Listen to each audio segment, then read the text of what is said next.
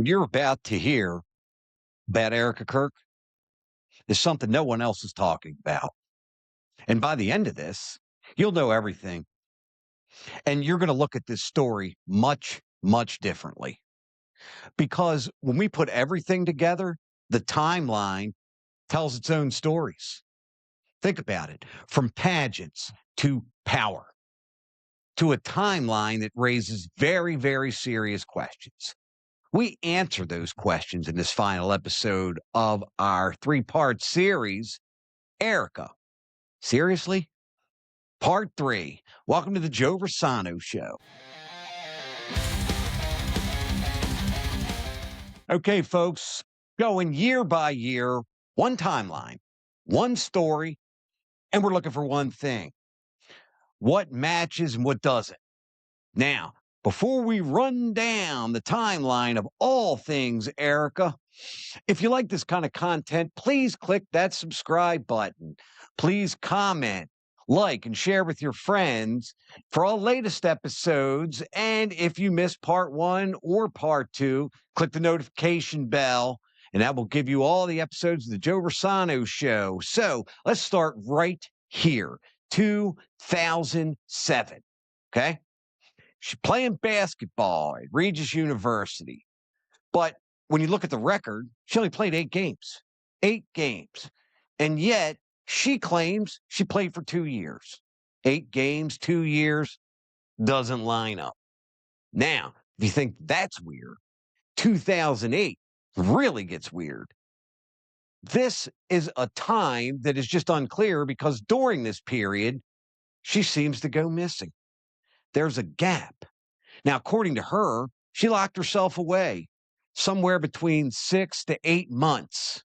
Now, keep that in mind, 6 to 8 months. Well, let's ask Erika. Roll it. Like with Miss Arizona, I was so done with that world. It was very toxic. I loved my director. I loved the experience I had, but afterwards, it was one of those things where I was so sold out and focused on Christ that I didn't want anything from that past or that world to follow with me into the new season that I was about to enter into. And so for me, it was all about I literally had locked myself in my room and read my Bible. And the only person I saw for 6 months was my pastor's wife. There it is, folks. 6 months. You heard her. 6 months. Well, we have a different interview now that we're going to run. And she seems to say something different. Roll it.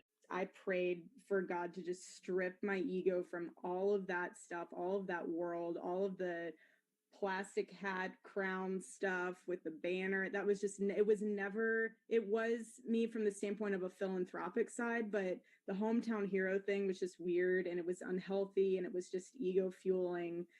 So I locked myself in my room, basically turned into a hermit for about a good 8 months. Oh, you heard it, folks. 8 months, 6 months, 8 months. Who knows? I mean, at the end of the day, here we are. 6 months, 8 months. It's her story. And it's not lining up. That's a 25% difference in the time. 25% of her own story. Okay. Now, 2009, she competes for Miss Colorado. She finishes 4th runner-up.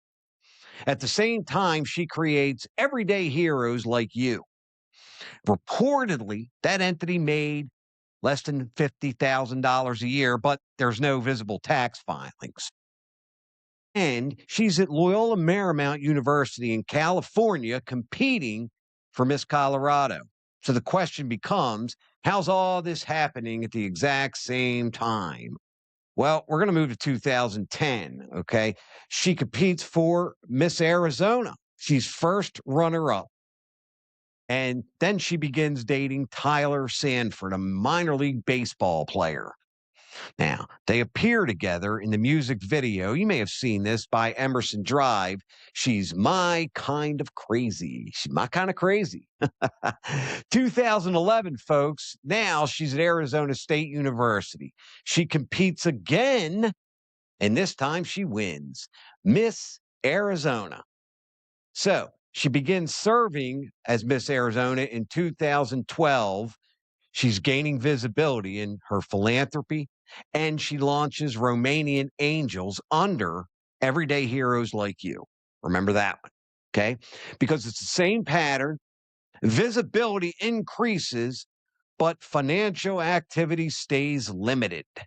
It's limited. Now, 2013, everything starts to shift. This is what we call her nomadic phase. Okay, so she begins dating Josh Harrelson. Okay, and she travels with him. He's a basketball player. Puerto Rico, China, Michigan. And while in Michigan, she meets a minor named Jillian and begins a tweeting, texting relationship. I'm going to let you folks decide that one. Okay. So 2014, unfortunately, her relationship with Josh Harrelson ends. Now, not so fast. March 1st, she goes on her first date with JT Massey. In 2015, she becomes engaged to JT Massey. Now she's between Arizona and California. Then, I don't want to shock anyone, the engagement ends. And with that, her nomadic phase comes to an end. Now she's in New York in 2016. She continues her philanthropy, modeling faith-based initiatives. She launches Bible in 365. Okay, now 2017, she starts dating Cabot Phillips. That relationship lasted until right around November 2017. Okay, but I want you to check out this clip. Okay, her interview with Barry Weiss. Oh, you're going to love this. Roll it. Say is when I lived out here, I was here for 5 years. I never dated here because I saw vicariously through my roommate how terrible it was. Well, folks, you saw the same video I did. You heard the same words I heard. But we just walked through a multitude of relationships, including an engagement. All right. So, I mean, same timeline here, different story. 2018, she is still in New York. Now, all kinds of stuff's happening for Erika. She begins filming Summer House for Bravo, launches Proclaim Streetwear. In September, her first date with Charlie Kirk. Now, in October, she obtains a real estate license in New York. Okay. But no recorded sales anywhere.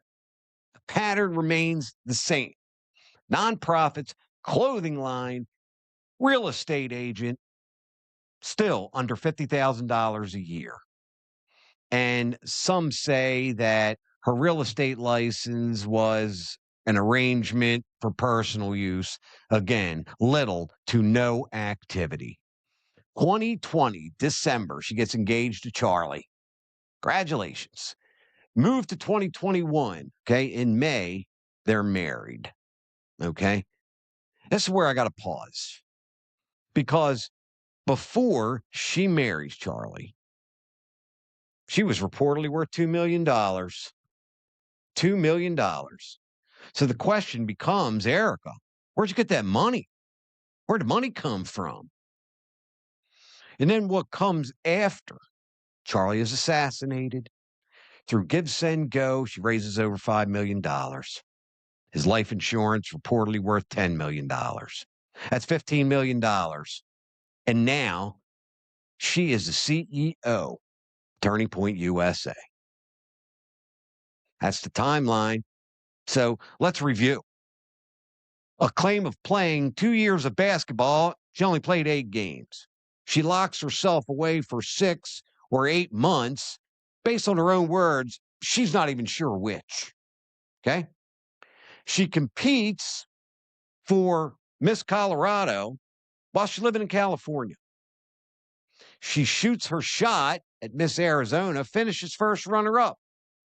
Not too shabby. She competes again and wins. Okay. Then she meets some fellas and begins some nomadic phase, following boyfriends, in this case, all over the world. Even gets engaged. And then she claims she didn't date for 5 years before she met Charlie. Now, we're talking Arizona, China, Michigan, New York, where she gets a real estate license. No recorded sales. At this point, she's been on reality TV, modeling, started several businesses. None made over $50,000. And in 2021, she marries Charlie, and she's worth $2 million. Before she says, I do. I regret to say, in 2025, Charlie is assassinated.